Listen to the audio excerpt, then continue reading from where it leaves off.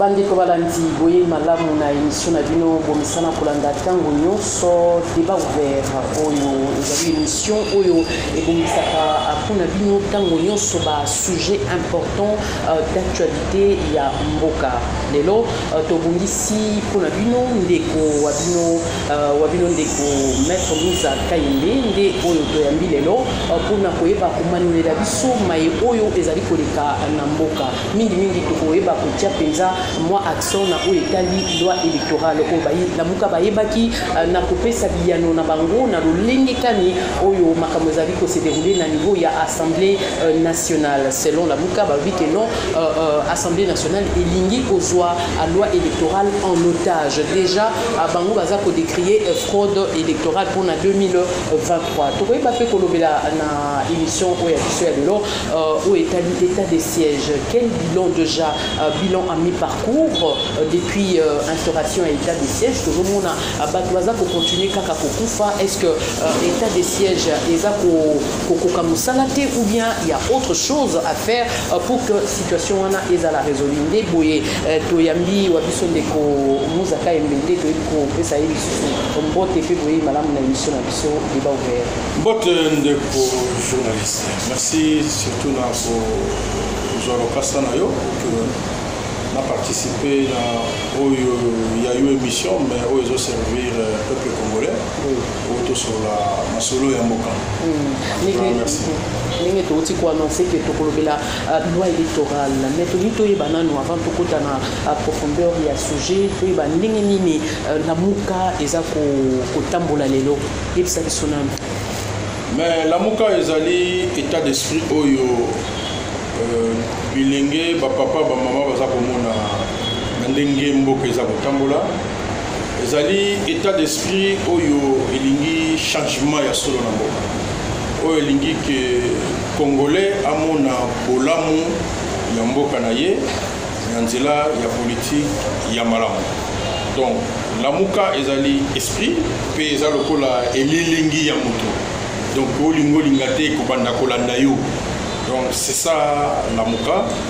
Donc tout a toujours un état d'esprit voilà. Et on biso toujours continuer résistance na biso vis-à-vis ya bandeko oyo bazana passerelle à pouvoir yebi utaki uta braquage électoral au Salamaki en 2018 et lelo na kotala makambo ndenge zali kokende la Moka aza toujours pour se battre pour que makambo échanger na mboka parce que bato baloba mingi bato baganga mingi mais comme il attend musala malongate yango moni la muka toujours l'espoir de tout un peuple tozonga toki toko babiso bako bakeno ozongi moi sima mais tolimi quand même faire comprendre la population est-ce que la muka lelo eza na bité ni balé to la muka eza kaka moko o eza dirigé lelo na ndeko Adolphe Muzito na ndeko Fayu na yebi ke yoza journaliste monene mama ngana yebi ke papa we la raté ke yende papa bana so moni muto azola na ndako za ko ganga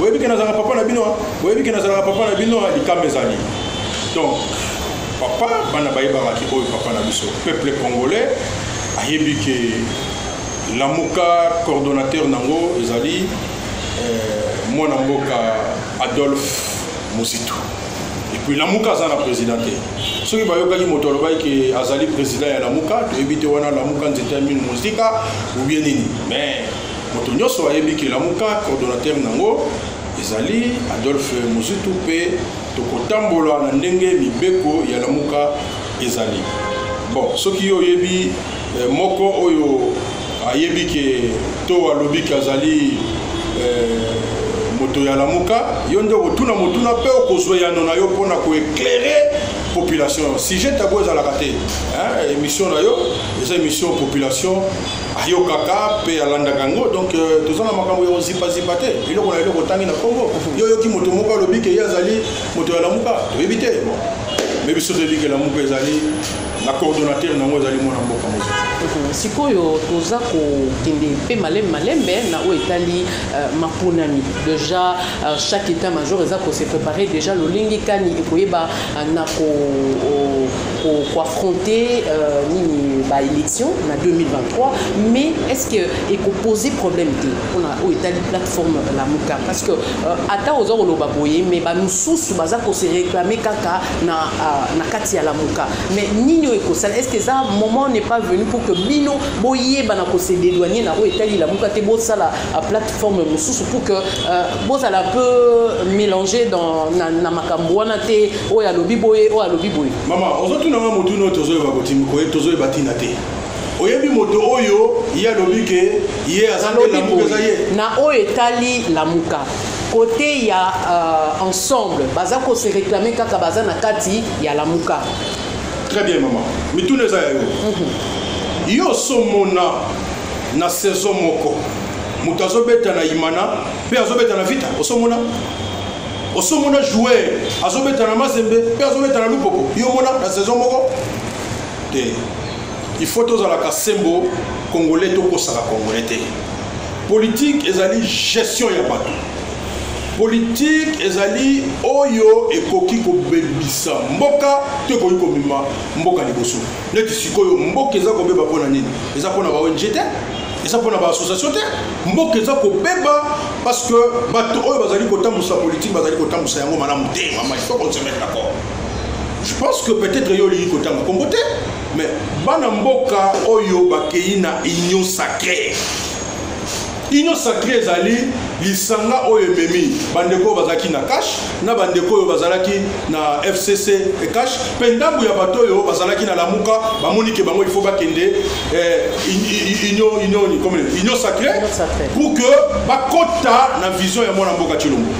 Mais est-ce que ça eloko ya robomba lelo bazala ba ministre na kati ya gouvernement na to bazala ba ministre te bandima gouvernement na to bandima te.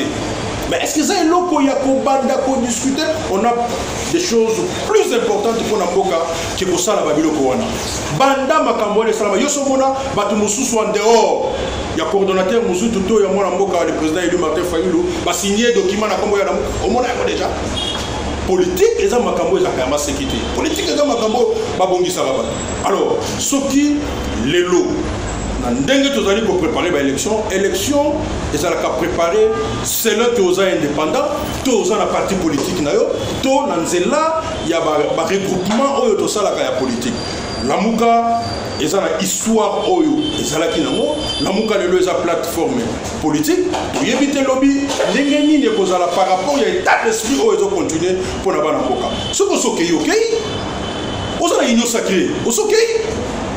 Mais est-ce que vous avez opposition républicaine à l'union sacrée?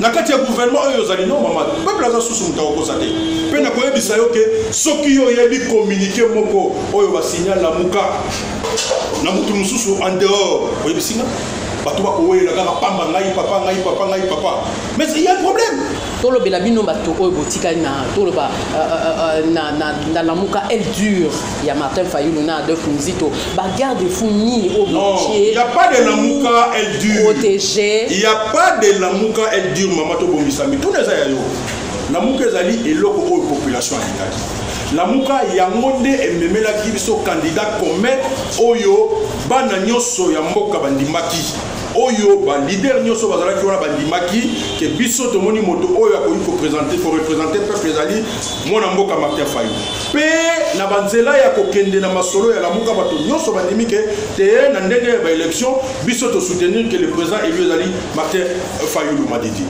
Tout ça ezali na mikanda oyo bato oyo bazaki na la muka avant bakende ba signer yango maman lelo na makambo ya élection moi mon parti politique les civils oyo za parti otamboli na mwana mboka Martin Fayulu ça va préparer l'élection ba parti oyo za sérieux va préparer l'élection parce que to yebi que dans la constitution la biso élection est en 2023 nous devons nous préparer donc ba débat oyo ngai papa na bino to ala posana moté bana soki bayebi ke papa na bango wana bayebi ke papa na bango wana muta ko lakisa bango te o papa et ça bongo tango yo sobota mama zobenga azola tsaka papa mwana kangi ke o papa yebi pe o papa nganya bandoko ko yebisa bana za papa na bino non tango moni papa mandoko ya ngana za papa na bino azala kanda so azala kanda te ba ke likamezali peut-être déjà le problème ya paternité alors les lots ils ont la bateau yo bazote pas likolo bazo sala wa nde mama ah likambo yango na peuple ça yebi yango to koy ba mutaya ko wele la te mutepa lo babilo balo bate biso ninge to komi boye oche parce que nous avons la résistance yaso ba wele la pamba peuple ça yebi ba position na bango au troisième année attends c'est là batongi yo komona kaka mabanga bayaka bakisaka to kili banga komona bayaka ba inauguré nini ezo sala ma ezo suka na nzela so ça bi des jours bakanivo ekati bayeba boki ekati ba stade buto ba municipal banda soki nini o stade municipal ya boyo tire le silate so de muto tire le silate oh ma boni et aussi là mais aussi là le pays se gère na temps. Quand la constitution le dit que vous avez un mandat il y a 5 ans, c'est-à-dire que vous avez un calcul que chaque jour compte. Mais ici, non. Tu éviter, c'est-à-dire comment les pays se gèrent, c'est-à-dire que toujours constater des dégâts. Mais parce que le peuple congolais n'est pas naïf, à ce moment, tout ce qui se passe.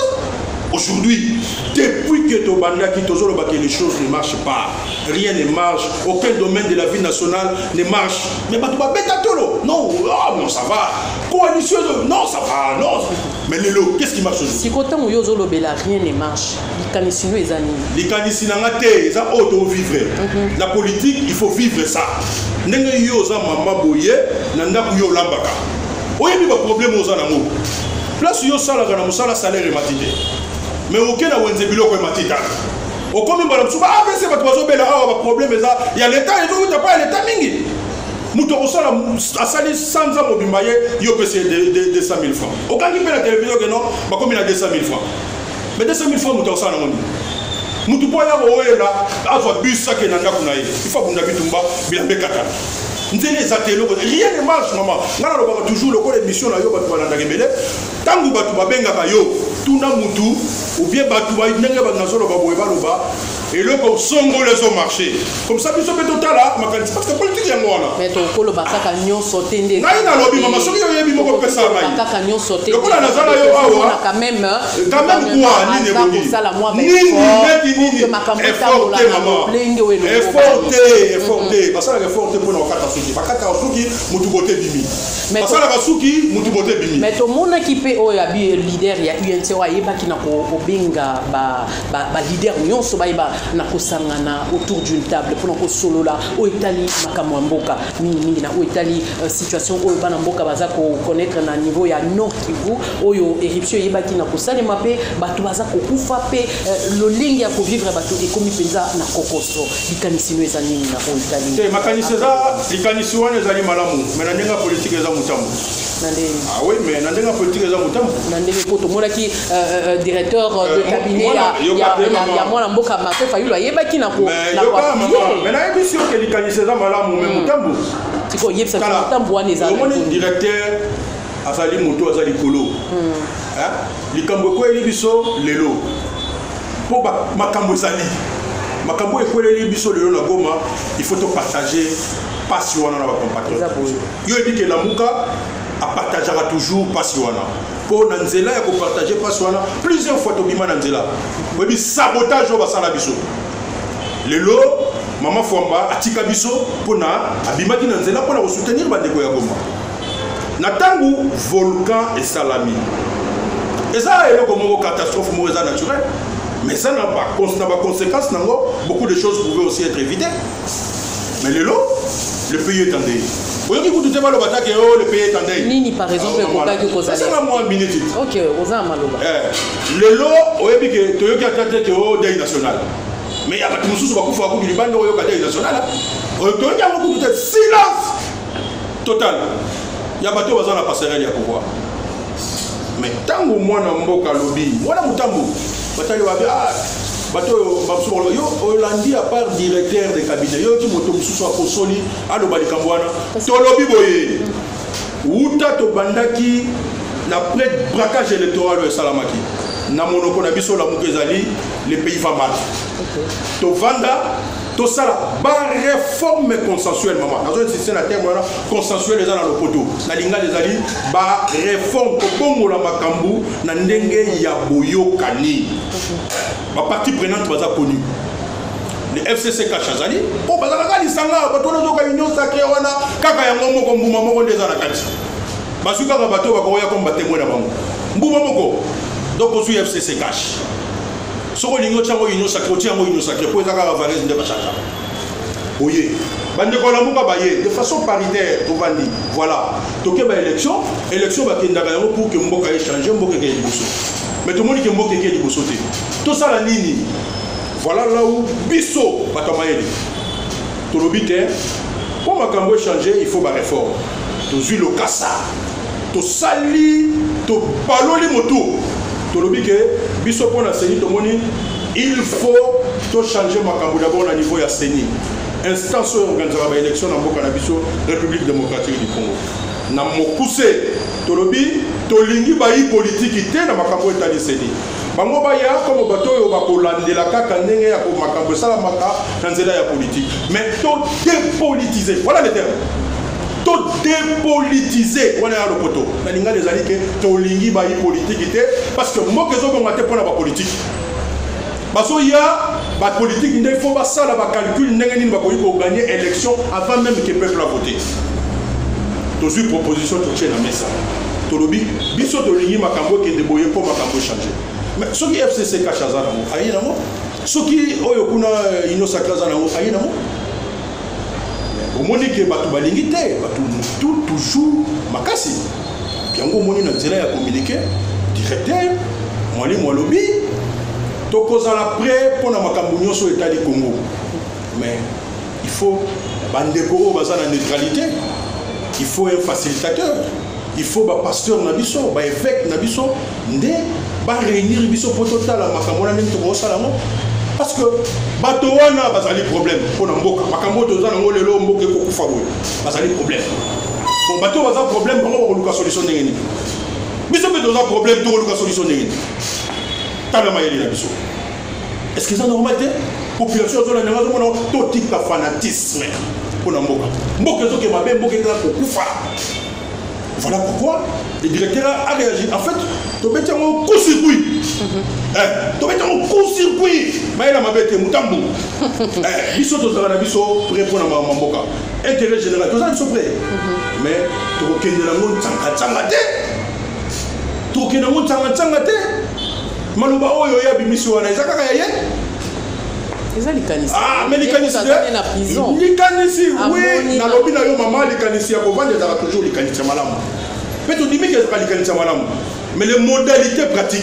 Délicat. Oh maman. Mais tout monde na au lobby ba réforme consensuelle. Mais tout monde peine de bona biso Christophe Lutundu avant a comme ministre aibaki na quoi porter ba réforme na ye na o etali loi électorale na niveau ya Séni. To yebaki tout monde ki ba modification nini o yo loi wana yebaki na quoi porter biso yo lobby to dépolitiser un peu Séni. Mais tout monde qui paye makanisi na ye na o etali ba personne ba animateur clé ya na niveau ya Séni. Est-ce que makanisi wana oyo que tout la amemaki na ba réforme wana est-ce que ezaka ko réunir binonyo sauté? Oui bi problème tous en mon mboka. Très peu de gens réfléchissent pour le pays.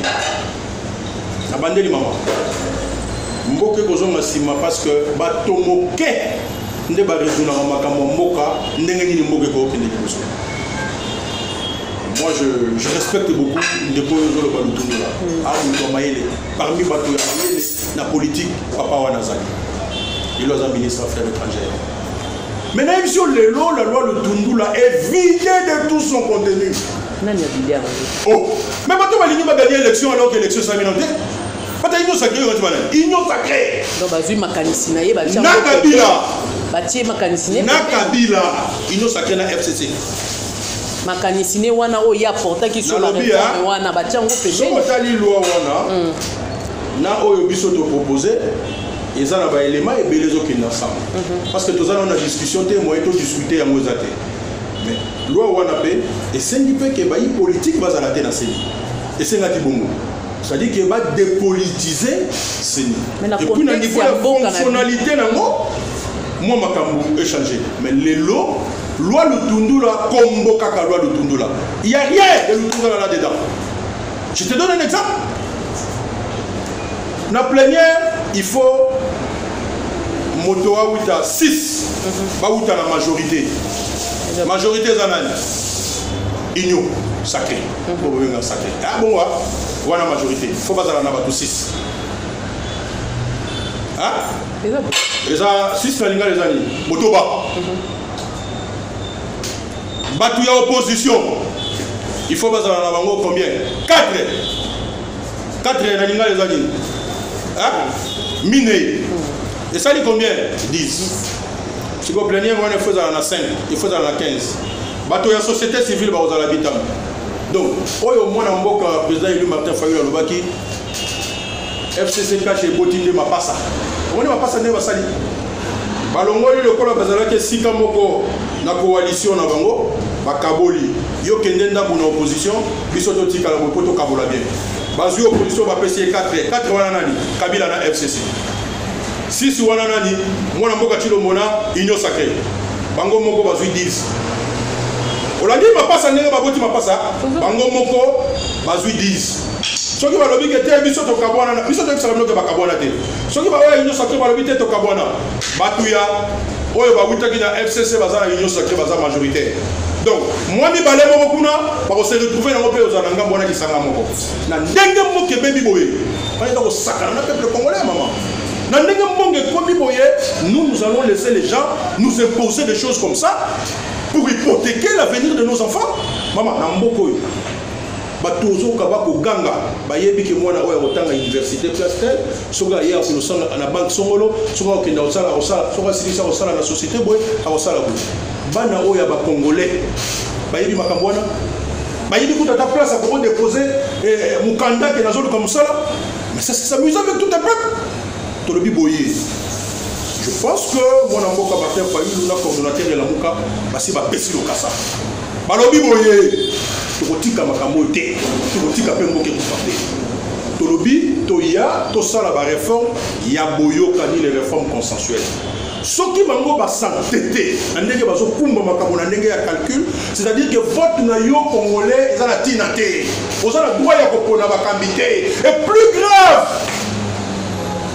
batu oyo bakotinda kuna balobi yango même soki batindi yo kuna et que au répondre na makambo oyo parti politique na yo tindi yo te balongoli yo c'est quoi maman non mais ils sont dans la classe de l'université de la batu mais baza ko discuter baza ko apporter mais maman nazo pesa yo économie ya ce qu'il y a maintenant OK et conséquence na ngozali to lobi to boyi yango peuple to ko lakisa peuple que ça c'est une aventure. Ça, c'est un complot contre la République. Mais le coup, la Constitution peut s'y ça. C'est l'article 64. Toko tel madame Moko maman Oyekoya, ceux qui beaucoup fatou. Nous que tous envie pour ça va bénéficier d'année. Est-ce que vous sommes couffés avec un koufi? Sont couffés avec un koufi? Mais pourquoi tu connais comme Magaboye, tous yoka, tous tanga na géographie? Que mboka oyo ezala coltan mboka oyo ezala diamant mboka oyo ezala na or mais batu balelo bazana 45 ans amona nana ta or te to bana ko mona wana fikini mutazala 50 ans amona nana diamant te ata boya ki na place moko boye foire atala foire ezala te et comme place au sala la terrasse nous on va laisser ça comme ça. On va continuer à envier seulement Moutazoya attaquer Brazzaville, Azoli Mouzon à la Congoté. Mais là-bas, il n'y a pas de politiciens. Moutazoya attaque Angola, Moutazoya attaque Lupang ou pas qu'il Angola. C'est quoi ça? Non, c'est révoltant. Mais au lobby, nous insistons. Parce que nous aimons ce pays, il nous faut impérativement, la réforme Yakoyokana. Toyokana, pour l'élection à la fois passée, c'est le monde entier qui a vu que l'élection a eu mal à monter. Mais ça nous coûte quoi ça pour l'intérêt de la République? Ça nous coûte quoi? Mais si quoi, on a cancelé les amalamu, na koyo ka onengo za koloba souci ça que changement est ban kokota na mboka. Mais si koyo likanisi oyo mimi parce que c'est pas obligé que l'autre parti ait accepté. Mais au cas où demande na bino bien préalable na bino opposé devant l'autre adversaire et qui a bouillant. Que soit bouillant c'est toujours la constitution. Mais on a fait bimamba les belé solution ils ont monté. Toujours indépendance na mboko. Nos pères de l'indépendance. Muto on a Lumumba. ezaloke na Accra, ezaloke na Moscou, ezaloke na Porto, ezaloke na Brésil, ezaloke wapi, bayebi mutu wana, ils ont insisté pour l'indépendance. Mutu oyo kaka Lumumba wana, na baninga na nyonso. Les gens ont insisté pour avoir l'indépendance. Oyo kana milité, toujours fêter anniversaire le 30 juin. Mais nous allons insister pour ce pays. Nous allons insister pour qu'il y ait des réformes. Nous allons insister pour que ce pays se développe.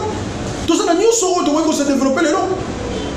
Mais pourquoi tant que nous sommes en Mabé, nous sommes pas sentiment, sur la télévision, nous sommes mais sur la zone il n'a même pas les moyens d'amener un enfant à l'hôpital. Mais sur notre question, est-ce qu'il faut avoir les moyens pour l'amener à l'hôpital? Aucun de l'hôpital parce que l'État a tout préparé. Mais tout ça, les gens ne voient pas. On va d'abord au premier Moutou et Tambolio parce qu'il faut payer classe Yabana. Moutou et Tambolio, même pour le transport, c'est un problème. Aussi, nous sommes au transport, un problème. Une manifestation de non-État, il faut laisser ça comme ça, maman. Mais pourquoi tu es à l'université? Pourquoi tu es totalement? Mais est-ce que vous ne pensez pas qu'avec le gouvernement ou Silikotiama, il y a peu que moi changement quand même au ce gouvernement ne fera rien. Moi ma réforme au bino bosa ko souhaiter payer cause à la prise en compte. Maman, toi dirigeant beaucoup dans ma canicité. OK. J'ai dit quand le gouvernement il y avait un abisso. Il m'a eu le camp bébé. Na yebisa ki bino yo na émission na l'état. Na bi gouvernement au échec na moza programme. Yo loni nguba olingo buka masango e banane. Oloni masango yo lingo buka nguba e banane. Non. Est-ce que cacao, ils en ont un café? Ils en ont. Oloni nguba o buka nguba. Oloni masango o buka masango. Makabunyo se beba ki na braquage électoral. Mais on ne peut pas qui est capé dans le braquage électoral. Le ligne déjà comme côté na loi électorale. Tout ça on a déjà moi coco so bani déjà au côté. Mais comment on a zo ba coco so ezati? OK. Yo quand tu vas na ngate, on a ngate. Yo quand tu vas service elle na biso, elle na biso. Bon makambo to le bato so ngona. Tout ça on a constitution, na mibe comme ngona. Tant tout monde qui mboka zo tambola malamu to ko le bato. Constitution de pessimisme. Tant que moment on a des amants, tout le monde, il faut que nous soyons moyens de battre. Mais tous les aïeux, population vous appelle moyens de battre. Mais tu as outil ma classe. Na ba moment où ba maman na biso ba sala makelemba. Oh ba papa na biso ba nyokwa ma, ba nyokola ba ngona musala. Batangisa biso. Siko to tika payer ke bongo. Mais tant ba mona pe yo muzo komo lo ba mingi ba ko benda yoti. Yo lingi ko mona diama yaka ko to mona diama. Yo lingi ko mona yaka ba ko benda oh. Mais mata fa yo za yote. Mata fa yo za. Tu sais que di mo mulumba ba benga yede. Ta musu yo ko zima na wote. Congolais, moi, je ne sais pas parmi les Congolais. Et ça, exception de confirmer la règle ou la règle qui confirme l'exception. Pourquoi ne pas imiter les bons exemples dans ce pays? Batonio soro ba benga ina sacré bakei. Est-ce que bakei? C'est tout ça la politique pour na libumuté. Les populations sont ces kabiso à comme le monde qui est politique, ils ont comme une aventure à cause de ces histoires là. Peuple congolais a tel mission dans la mission batem service yo kanti yo to mtambo batem service to pe batapia kati to pe batapia ka batem service yo kanti yo to mtambo ça c'est le langage que on va ça là mais yo lelo ndenge batu na biso yo kanti yo to mtambo mais yo lelo so ba biso que moi ça tonga mboka te est-ce que tu peux accepter ça moi ça tonga mboka te kolia na moi kolia na nous on dit maman nous devons nous battre la négativité wana et cause à la té tokunda. Nous avons sacrifié toute notre jeunesse pour la politique. Depuis la fille à l'université, ça fait 20 ans. Pourquoi pouvoir nous se travailler à la pourquoi? Et ni ne bon Banda 20 ans, on a 6 classe est-ce que les pays ont progressé? Mboka a progressé? Pourquoi tu vivre dans la promesse? Les journalistes sont vérifiés Wi-Fi et c'est continue l'université. La quitte. Natuni maman oh. Sala to diriger na makanicité. Batu bayaka bachaka ba TGV na ba photo ah. Balongola ba mongo. Oto sala boy. Balongola. Otangola kuna na masino mona gouverneur aye. Otangola ona to sala rai to tanne to bonze to sala rai. Oye na komi na Kinshasa awa basali wenzeli mutali kola rai. Et puis le gouverneur a vu une taille à ça. Vous pensez vraiment que Mboka Otango la bongo? Otango la partout à Foulou. Mais on a gouverneur assistant de Babou Goumès. Mais nous on salit. cassation parce que Moussa n'a pas parce que le gouverneur non plus n'est pas là pour surveiller Banzela et Mickey parce que bourgmestre Moussa n'a pas cassé Rosalani. Ndaku atana ndaku complémentarité zala. Banda na mona ti na papa wa chef de la famille. On l'a dit à maman complémentarité zala. Mais ce tozo mona biso population to mona le gouverneur au Saïloté. Ngana tsaga bon ça remise de prix. So ba longoli été. Ah bon ça remise de prix. Mais fille ba ko gérer en boité. Yo mona que la chose il y a quelque chose qui est géré. Mais tozo mona vision quand même moi na mboka vision exacte bayaka kaka soki place wana c'est baby na mona wuleria batu baye balati babikoti baye nzele baby basali on combien de fois et les mikolo batu ba souffrir allez au moni batu balati et aussi la pété aza ko s'impliquer na moi muke et les ça banda balaki ki les ça va passer combien de mois aza ko s'impliquer moi lembe ezako maman bo vérifier ka biloko wana bo vérifier ka soko ke wana entre deuxième porte africaine pour bimana kianza yo ebinzela wana sai déjà mikolo kanga tala mboko eza mboka to tambola mutuna sema ko c'est moi na mboka Gentiningo bleza ko mona eye bana kobonga moni bino ba journaliste faut boye bake vous allez force vous avez pouvoir OK yango zo mona lelo obengi journaliste otunye so ka sa mona rapport mapinga mona te ayi pete ma mona za rapport mapinga mais yo na yebi ke yo yebi ayi bien moment là pour vulgariser biloko ezali na intérêt ya mboka tokende bazo sa musala mabe pe mboka za kufa OK tolo tambola na micro na yo ndenge to aussi émission bo tambola na micro sala ka lobi tuna ba 10 OK mboka ke malamu to ezo ke mabe soko zu mutu mo lobi ke mboka ke malamu za chance tout le état de siège na niveau à nord qui vient oui bilan à mi-parcours mais bilan est négatif rien n'a été prévu pour l'état de siège. Attendez. Ah mais tout le gouvernement a ça y a combien de moyens à Tchaki et pas visiter une colonie. Nous apprenons qu'il y a quelques jours seulement au moyen du Mali. Nous apprenons parfois des médias. Qu'est-ce qui a été préparé l'état de siège? Tout le monde dit gouvernement et le but que Batoubo Bima, Volké Kotombogabo Bima Nako Mabo de 10 communes sur 18 je pense. Ce mémoire on a réservé. Ni l'IPA, ni transport, ni vélo, ni moto, rien. C'est ça les pays. Ils ont un bilan. Qu'est-ce qu'ils ont d'abord prévu pour ça? Bilan. Qu'est-ce qu'ils ont prévu? Qu'est-ce que le gouvernement a prévu pour ça? Mais c'est quoi? Tout ça, la recherche. Qu'est-ce que l'État a prévu? On décrète, il n'y a pas de moyens. Les moyens ne viennent pas en temps voulu. Tout le monde a combien de jours? On a 3 jours précédents. Combien? Posez la question aux députés. Donc, une manière pour dire que pour reçoit un prolongement à l'état de siège, voilà. Oh, mais Bato va salir les soucis des Congolais ont dit que Makambo doit vivre dans l'Est et si là. Mais aussi la nuit. Aussi la nuit. Moi, maintenant, je vais faire réforme. La réforme est tombée sur le plan de la sécurité. Qu'est-ce qui était d'abord prévu? C'est un contour fou. Nous avons des explications, nous avons des détails, nous suivons la situation. Les Congolais veulent mettre fin à cette guerre. Oyo ennemi à sa connu. Ce sont nos voisins, l'Ouganda, le Burundi et le Rwanda. Mais ça connu. Mais est-ce que le gouvernement il n'a pas même lorsque nous sommes injuriés, Tolandi dans la télévision, dans la TV5, dans France 24, dans la télévision, dans CNN, Tolandi. Comment nous avons nargué le peuple congolais n'a jamais eu de massacre? Mais il y a quand même le rétropédalage par rapport à Badir, il y a Kagame qui a quand même reconnu les avancées. Mais quand il a reconnaître, c'est parce que nous avons réagi. Mais ça n'a pas tout, ça a passerelle à pouvoir, c'est parce que nous avons réagi. Histoire de effacer un moté. Et dans la moto, pour effacer l'histoire de Moutarade. Azadé! Mais les lots, tout le bilanano de Komouza, les lots, ils risquent ni nous, bana mboka ya Nord Kivu na Ituri et baza courir au moment où l'état de siège est instauré et qu'il n'y a pas de résultat attendu. Qu'est-ce qui peut venir après? Mais ce qui va venir, c'est l'insécurité. Risque que ça dans l'insécurité. Ce sont de véritables compatriotes. Des vrais Congolais même, j'ose même dire ça, comme ça. Parce que regardez, entre Bango et Kinshasa, c'est plus de 2000 km. Mais ils tiennent toujours, malgré la tendance à la balkanisation, ils tiennent toujours que non, non, et ils peuvent pas se séparer de la République démocratique.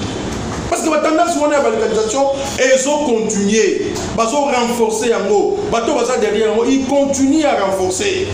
Mais ils disent non, pas question. Et Bissopé, on a Kinshasa, toujours que pas de République démocratique du Congo sans béni. Ça, il tourne, ça, et ainsi de suite. Donc les risques qui se passent, c'est l'insécurité. Au Bissonio Zolongi est zalaté. Mais je te dis que Tala Banda to Banda qui élection en 2006, Tilelo. Tala la période ni Makamone Salama. Tito comme on avait l'élection, on a Makamone Tekiti. Élection tant que la besoin. Il faut des réformes. Et des réformes sérieuses. Le pays nous appartient. Ils sont dans le lobby de Robin comme ça, dans la Namibie. Attends, tout le monde peut dire que le lobby est dans la Namibie. Moi, je suis à Congo, tout ça va Congolais. Donc on doit veiller le patriotisme et la partie politique n'a pas décidé. D'où la question de la congolité est appelée à être. Essengeli to chango likolo mais ça pour nakolobelela yango nani esengeli ayeba na ko assumer ba poste de responsabilité na kati ya mboka oyo. Je dis toujours que na era Mobutu pose à la président de la République, il pose à la président il y a un mouvement populaire de la révolution. Mutu oyo abotami des pères et des mères. Na era Mobutu ça bon. Il avait voulu ça comme ça. Mais deuxième chose, oui, deuxième chose, non, vous savez OK. Ça ne sert pas d'avoir des lois taillées sur mesure. Kabila l'a fait, mais les lots, qu'est-ce qui se passe? Si nous devons avoir des réformes, la question de nationalité, c'est une question très importante. Très importante. Oyo lelo, la capacité oyo lelo parlementaire sur le plan de la légitimité. Les parlementaire lelo a un problème de légitimité. Parce que belé ya bato nyo so bazana ba va décider la place à peuple à pona ba. Il y a un problème de légitimité sérieux. Donc le soto que bazar est dévable dans la population mais non seulement bazar est dévable, ils ont perdu toute crédibilité. Mais na kota la lolenge oyo question wana ya congolité to ya nationalité ils ont se traiter na kati oyo ni ko se traiter au travers de collaboration Noël Chani. Est-ce que lolenge ya ko salela yango est-ce que zo mona penza ezana lolenge obino boza ko zelela yango to eza lolenge ya système moi manipulation politique. Ezaka système moi asumboa. Bango so bazana ino sacré. Ba bana ndeni. Biso lolenge ba réforme eza consensuelle. Ba bana ndeni. Moi asumboa. Au pourtant, peuple sous Kanango, Bisso, il faut une réforme consensuelle. Ce qui est dans le Boyokani, tout le monde qui est au Zamanam, tout le monde a mis ça. Nous sommes sur le biquet, tout le monde a discuté, tout le monde qui était compromis, et le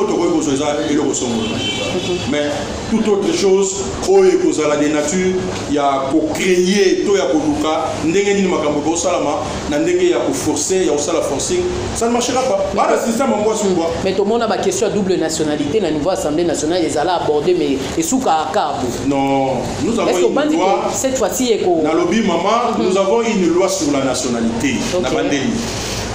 Le principe est que ça ne sert pas Yakoluka Babilo pour les tailler sur mesure. Ce qui est le balingi que Makambo et Kotambo Sasseni, Kabila Zui, Yé Igno Sakrazui, to yepsi bango que pe abaromo na biso liboso na bango. Pe to kolina yote. To boya yango. Et nous sommes en train de travailler sur ça. Ce qui est le bango balingi bazwa ba réforme ba imposer yango. To lobi te to lingelo ba imposer te.